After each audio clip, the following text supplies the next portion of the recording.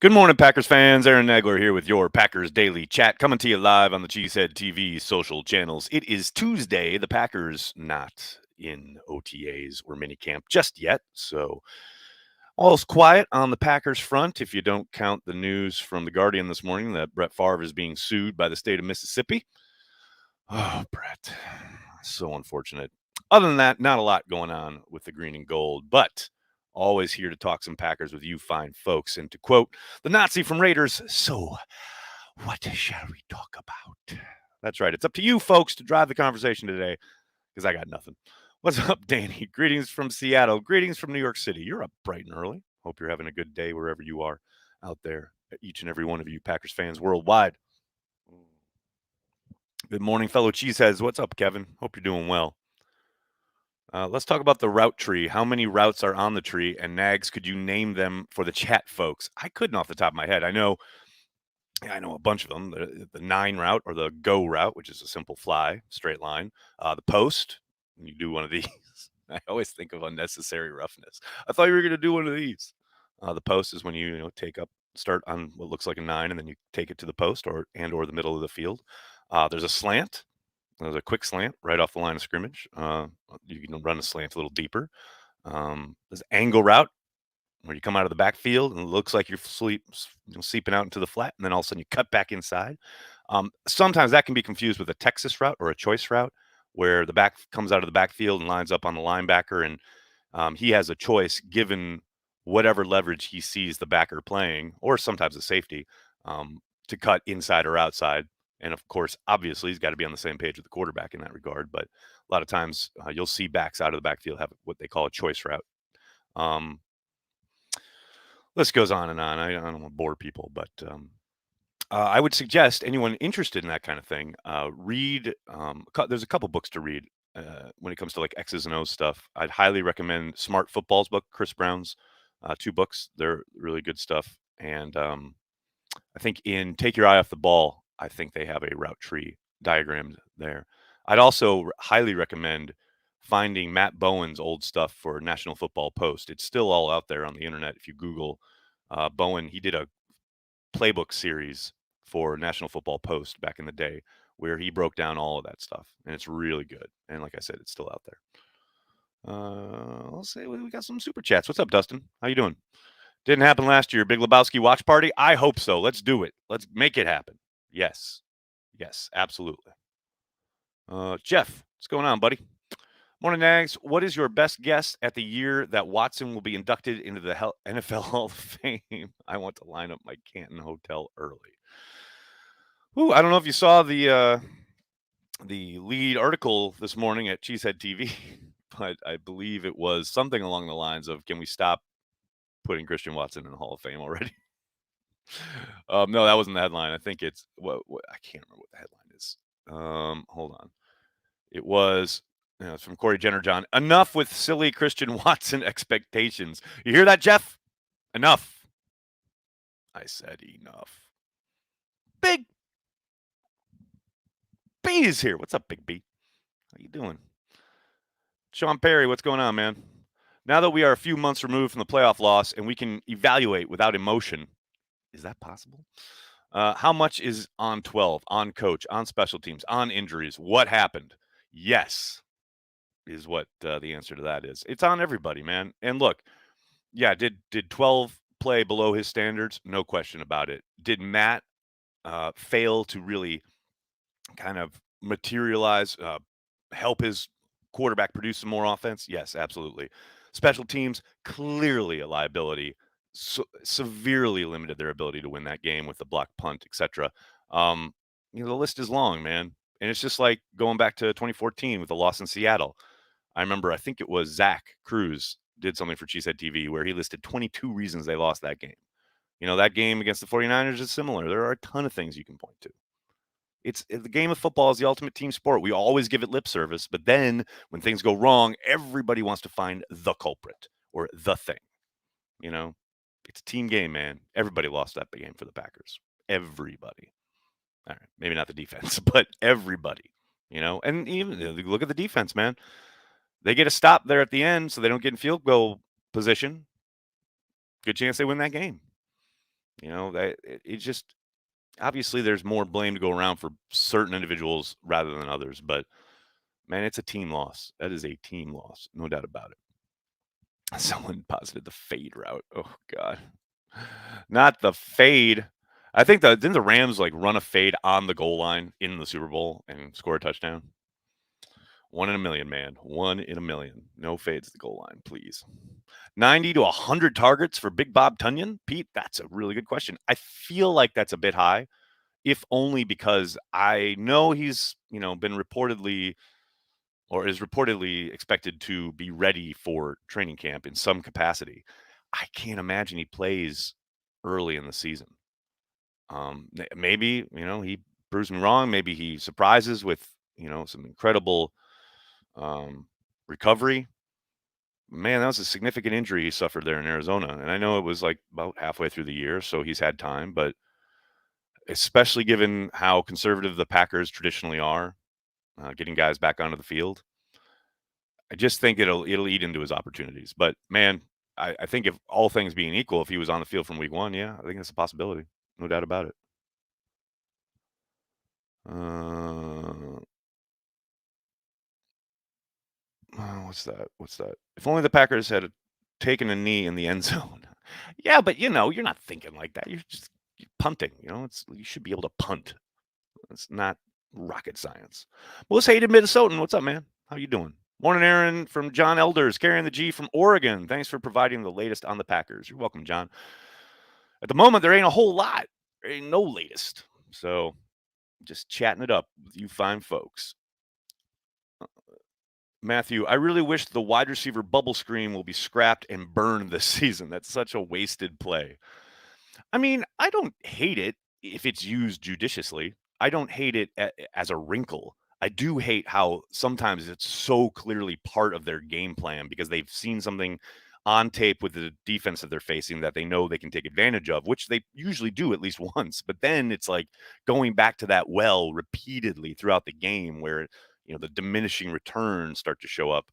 That's where it gets frustrating. The Titans game a couple years ago is a prime example of that. They did a really good job of coming up and tackling and limiting run after the catch. Um, but yeah, I mean, it's all open. It should be all open. You want to utilize every kind of arrow in your quiver, right? I don't mind the wide receiver screen, but man, the one that really destroys me is when it's 3rd and goal from like the 8 or 9 or something, and then they throw the wide receiver screen trying to like form a tunnel and get the guy up the field. I mean, occasionally you would see Devontae bust one, like make a spin or something, get up the sideline and dive in. But man, those 3rd and longs where they throw this wide receiver screen, those kill me. Those absolutely kill me. ADF, what's up, man? Who would you rather have at their best, Lazard, Tunyon, or MVS? Ooh, that's a really good question. I mean, I don't know. It's such different players, and what's the situation? Who's, what what's the game situation? What am I asking them to do? I mean, because if I've got an RPO on and Aaron decides to hand the ball off, I want Lazard out there to pummel some fools in the run game, right? Um, I mean, overall too, it's like Tunyon. What is he being asked to do? I don't know, man. That's a really tough one. I love MVS. I'm not gonna say sad, but I'm disappointed that he got away. I think he's gonna maybe not like become a superstar, but I think he's gonna be a really solid receiver for Kansas City. But yeah, man, I think each one of them has got strengths in different areas. Probably if I had to choose, if I was forced to choose, I'd take Tunyon because I think you can do more with him. But that's just me. Whoa, whoa, whoa, whoa. The Packers signed Rasheed Walker and that Kobe guy yesterday. Yes, Logan, they signed Kobe Jones, I believe his name is, out of Mississippi State, undrafted linebacker, has been with a couple other teams. He was one of their tryouts over the rookie minicamp weekend, and he is the 90th guy on the roster. So any move going forward that they make will have to have a corresponding move. But yes, they signed one final outside backer. I did that one. Let's talk about everything everywhere all at once in the multiverse where Green Bay won all of those playoff games. Michael, I like where your head's at. That movie is incredible. I cannot recommend it enough. It is so outstanding. Run to the theater. Do not walk. It is so good. Chris, what's up, man? Can it be mid-July already? Mid-early July has nothing enticing with the only caveat being good weather, even when it's humid as fuck. Give me training camp already. I'm with you, man. Everyone always hates it when I say it, but it's like the All-Star break in baseball is so great because you're that much closer to football starting. Like that's it. That's the only marker I need. And yeah, I'm with you. I would skip summer like that if I could. Summer's fine, whatever. Get outside, great, have a good time. But man, I'm jonesing for training camp. And I know my co-founder Corey Banky, he's much more about the lead up to training camp. Calls it pre-camp. That's where he likes to live. So that month of July leading up to training camp. But man, I'm like, get me to camp. I cannot wait. Big Daddy Cool Breeze, what's going on, man? Sean Ryan equals Josh Sitton and Troy Polamalu had a baby. It is definitely the off season. My goodness. I don't hate on it. I don't hate on it. Big Daddy Cool Breeze reminds me, his presence here reminds me, be on the lookout for Cheesehead TV's live Packers trivia later this offseason. That's right. That's right. Daily Packers trivia will be returning to the YouTube channel. Be on the lookout. It's not imminent or anything, but it is coming. So be ready. Big B, I know you'll be down.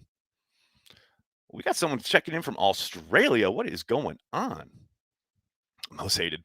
I need my summer sun. You can have it, man. I'll be inside. I'll be in the movie theater. Ryan, sign Julio and shelf him till week 13. I mean, that might be OBJ, right? I'll tell you what, I would not put it past them to sign OBJ. I mean, they were in on him last year, obviously. Now he's dealing with the ACL that he suffered in the Super Bowl, but it wouldn't surprise me if Brian made a run later in the year. Would not surprise me at all. The thoughtful one, what's going on, man? Will Rogers be at OTAs to help get these rookies up to speed? Reportedly, no. I think he did say to McAfee that he will pop in or stop by from time to time, but for the most part, he will not be in attendance for OTAs, as far as I know, up until the mandatory minicamp that weekend in June. So we'll see. Maybe plans change. Maybe he does show up. We'll find out. But I know from everything we've heard publicly that he will not be in attendance at least early on. But again, that could change. Larry, do I see Bakhtiari moving inside as he ages? No, I do not. He is a left tackle. He is the left tackle. He is a premier left tackle. He's not going anywhere.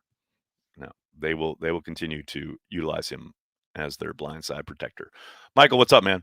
The top 3 cornerback and top 2 safeties might be the best in the league, but I'm a little concerned about depth should anyone go down. Be interested in your thoughts. Michael, I talked a little bit about this with Mark Oldacres on his 53-man roster prediction, the way too early 53-man roster prediction. You can check that out on the YouTube channel. I'm not, because that's the NFL, man. And look, they're developing guys. They want guys like Shamar Jean Charles to come along, right? And that's the whole point of draft and develop. You can't have superstars along every depth chart, you know? The fact that you have those 5 starters is amazing. It's incredible. Most teams are lucky if they have 1 corner as good as the Packers have. They have 3. I get the concern, quote unquote, but man, that's football. And is there a chance they kind of poach someone off a practice squad again, or trade for somebody, or maybe sign a free agent down the line? Yeah, absolutely. There's a chance that happens. But man, you can't fill every single spot with ultimate depth. That's just not the NFL these days. This ain't the 80s and 90s where teams could hoard talent. Where the Packers are is really, really good. So, yeah, will it be a concern if someone goes down? Absolutely, of course. But that's why you draft, and that's why you develop, and that's why you bring these guys along. Who knows? Maybe Gene Charles makes that jump. Maybe Kabion Ento flashes again. You never know who's going to step to the fore. Yeah, but again, will they keep their eyes open? No question about it. But I don't see it as some dire pressing thing. It's like that's life in the league. And they're sitting pretty damn pretty.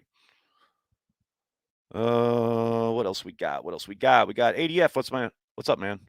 Also, what would you recommend for touring Lambo and going to training camp as a birthday gift for my dad? Oh, what's up? That's awesome, dude.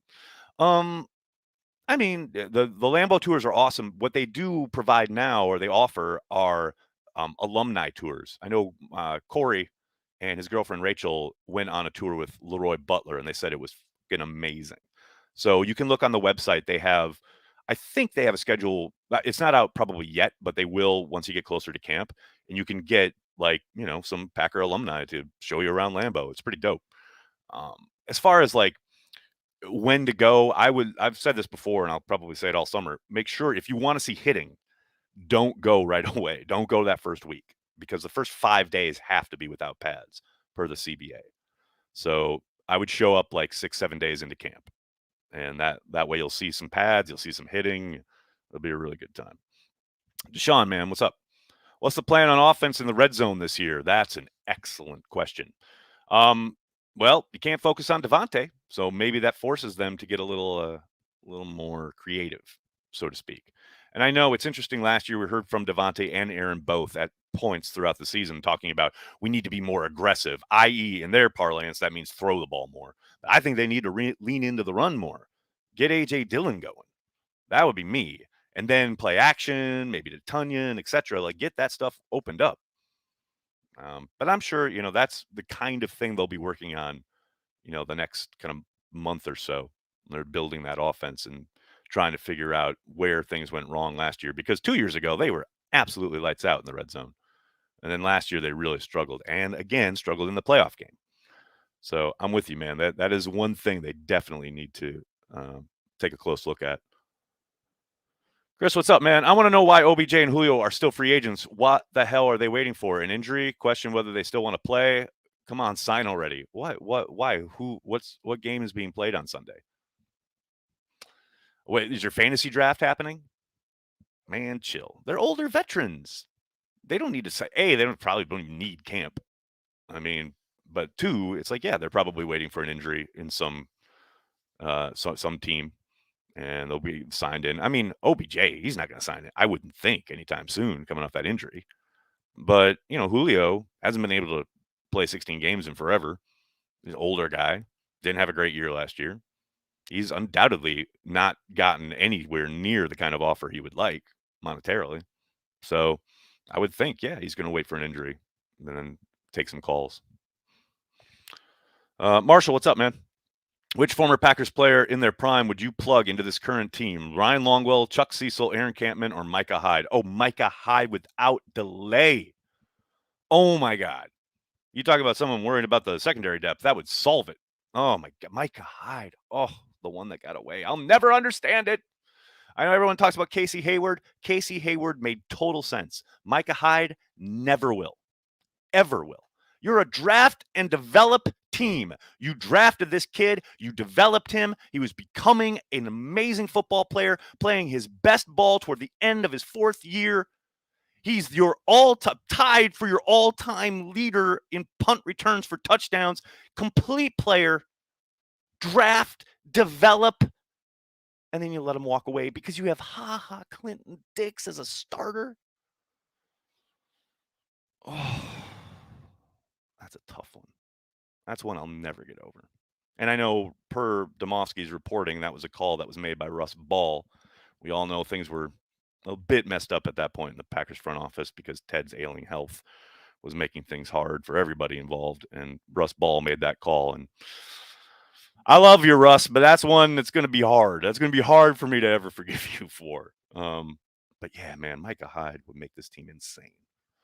Chris, what's up, man? James Bradbury, thank you. You're welcome. Dave, what's up, man? Teams were on high alert for Tunyon every play action pass last year, similar to what you, Jumos, talked about with the linebacker. Do Packers have personnel tells on offense? I think they did at times. I don't think there's any question. I also think that, when it came to the red zone, especially early in the season, they were leaving guys in, both Tunyon and Lazard, to help those tackles, especially Nyman early on because they were facing great pass rushers and they had a very inexperienced tackle out there. There's plenty of clips that you can see out in San Francisco that week 3 game, the next week against Pittsburgh, against Watt, TJ Watt. There were a lot of instances where they had to leave those guys in to help block, so their production suffered a little bit, but Yeah, I think there was a little case of that, no doubt about it, and that's one of the things you're doing now, right? You're looking at what worked and what didn't and trying to maybe switch things up a little bit. I mean, that was always the problem with, Jimmy Graham, kind of everywhere he's been. Um, that's one of the reasons the Saints moved on from him initially is that it was such a tell. When he was on the field, you knew, although they're probably not running the ball because Jimmy can't block for shit, you know? And it just becomes a little too easy for the defense to figure things out.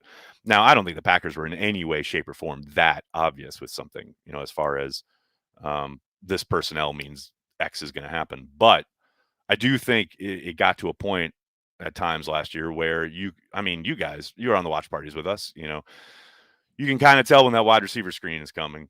You know when that tunnel screen is coming to Aaron Jones on the quick out. There's little things that kind of got you see them enough, and sure enough, you know what's going to happen when you see the formation prior to the snap of the ball. But for the most part, I think they've done a good job of keeping things, keeping defenses off balance in that regard.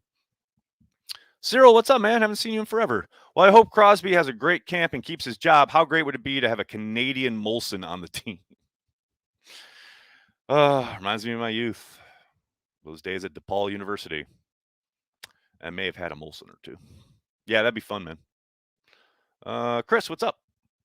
Not worried. Aaron Rodgers with multiple targets greater than just Tay. I mean, yes and no. It's got to happen. It's not automatic. But you do look at those 7 games they played without Devontae while Matt LaFleur has been in town, and you see how they've done as far as creating new ways to get guys the football in space and utilize everybody on offer. Yeah, I mean, that is promising. There's no doubt about that. All right. I think that'll do it. All right. I got all the super chats. Ty Summers, question mark. David, that's a question for Brandy.